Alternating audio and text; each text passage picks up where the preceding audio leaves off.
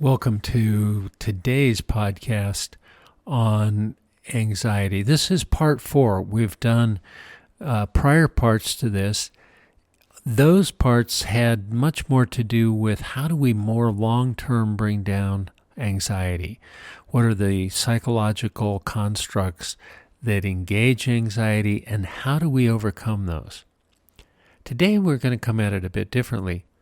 Today we're going to look at the physiology of anxiety and use that understanding to walk you through a couple different approaches, physical approaches, to bring down anxiety in a fairly rapid way so that you not only have a way to manage it long-term, as we've covered in prior podcasts, but you're also going to have ways to immediately engage, consciously engage, in a way that diminishes anxiety and gets you set up to be able to do what it is that you're wanting to do in the moment. For quite a long time now, probably the last 30 years, we've been using breathing as a way to bring down anxiety. And there were a lot of different things that we would have people do. A typical one was we would have somebody lay down and just belly breathe. Sometimes that meant putting a book or some weight, some kind of feedback on the abdomen and breathing in such a way as it would raise the book, would raise the belly, and then lower it on exhale. And we found this to be pretty effective, but there was a lot that we didn't understand about the mechanism of this. Now what we find based on the new research out of UCLA and out of Stanford particularly is that it can be done even much more readily.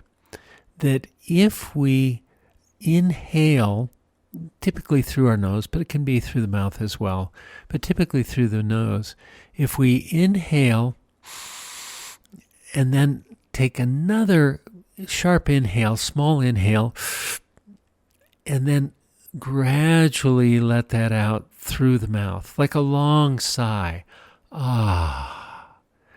That does a number of things, and it really impacts that feeling of anxiety. So when we breathe that way, or even when we breathe the way we were talking about with the belly breathing that we had done decades ago, what that does is it engages the diaphragm. The diaphragm is sort of a dome-shaped muscle that is easily engaged through breathing and does a lot of different things in our body when we engage it. But what we're going for here is that when we inhale deeply, the diaphragm expands downward. That's why the belly would raise in the old approach that we used to use. And we still find it somewhat effective. It's a good training tool. It helps people get much more in touch with their diaphragm and just how flexible it is, how much it can move. For a lot of people, they hardly ever move their diaphragm when they're breathing. And so it is a good way to learn about that muscle and how to engage it. In the more modern research, in the newest research, what we're finding is if we, as we've described, take a big inhale, then a second inhale, that really opens up the alveoli, the sacs in the lungs. And that helps the body to release a lot of carbon dioxide as you exhale slowly. Now, the lungs have a massive amount of surface area. There are millions of little sacs in the lungs. Some people would say that, if we spread it all out, it would be as big as, a tennis court or even maybe a bit bigger. So you can imagine how much oxygen that lets you take in and how much carbon dioxide that lets you release when you do that double breath. Now, this is something that we do automatically a lot of the times. We'll find ourselves when we're just really stressed, just wanting to and exhale, sigh. That physiological sigh is the basis of this. This is what inspired the research and led us to this kind of understanding. Doing this, taking that second breath, really lets the whole thoracic cavity, the whole chest cavity really open up. And that takes a lot of pressure off the heart, lets the heart relax. The brain senses all this going on, tells the heart even further to relax. There's a particular nerve group in the heart that regulates that, and that gets that signal that says, just relax. It's very interesting. In old school Chinese medicine, the heart was considered to be, in the negative, the seat of anxiety. In the positive, it's the seat of joy. But in the negative, it is where anxiety would arise. And this actually changes that function of the heart and let it move out of that state of anxiety to something much more calm, much more peaceful, and potentially even more towards joy. This can be done anywhere, it can be done anytime.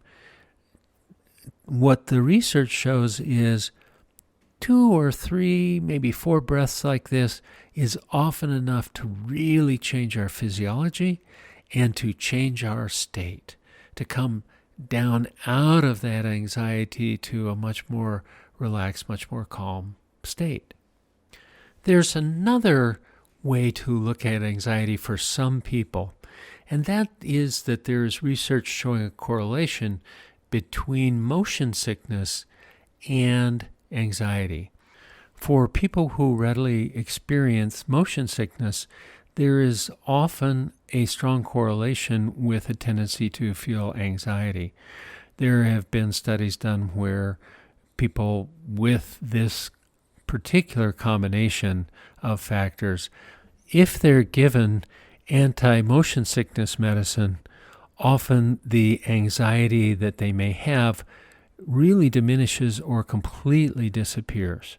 Now, we're not suggesting that as a treatment necessarily for anxiety, but it's an interesting correlation.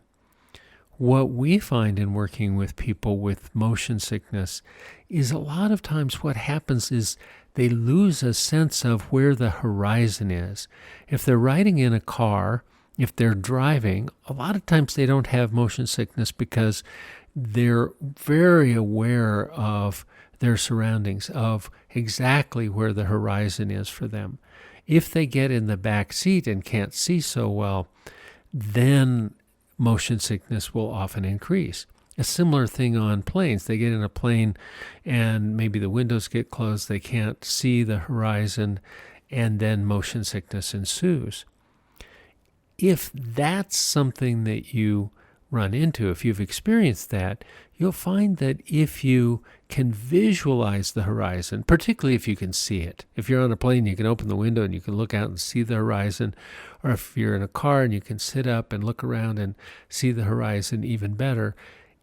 And if you can even just visualize where it is, have a sense of where you are in relationship to the horizon, a lot of times that really brings down that motion sickness and brings down the anxiety that then ensues. So this is a simple but often powerful way to help people with this variety of anxiety. So we hope that you can see from the various podcasts that we've done with anxiety that this is something that you can really learn to manage, that we don't have to be at the effect of it.